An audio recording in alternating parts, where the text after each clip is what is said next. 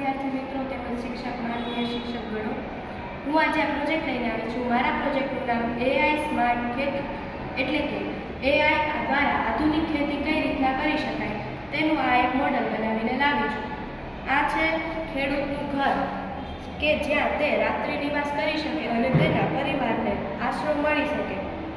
આ છે water tank અને ફર્ટિલાઇઝર ટેન્ક કે જ્યાં વોટર એટલે કે પાણી અને ફર્ટિલાઇઝર એટલે કે ખાતર જે બંને મિશ્ર કરીને આપણે ખેતર છે તેને સુધી પહોંચાડી શકીએ.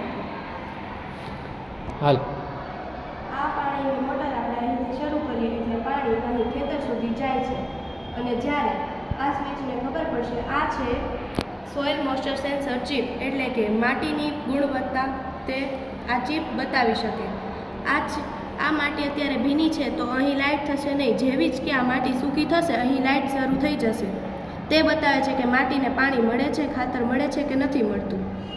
ફરીથી આને આપણે ભીની કરશું તો અહીં લાઇટ બંધ થઈ જશે. આના દ્વારા ખબર પડે છે કે માટી ભીની છે કે સૂકી છે, તેમાં ખાતર અને પાણીની જરૂર છે કે નથી.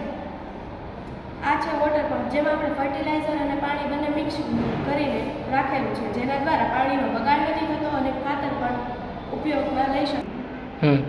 ખાતરનો પણ આમાં વધારે ઉપયોગ ન થાય અને ખાતર પણ બચી રહે, જેથી બીજી ખેતી કરવા માટે તે ખાતરનો ફરી ઉપયોગ કરી શકાય.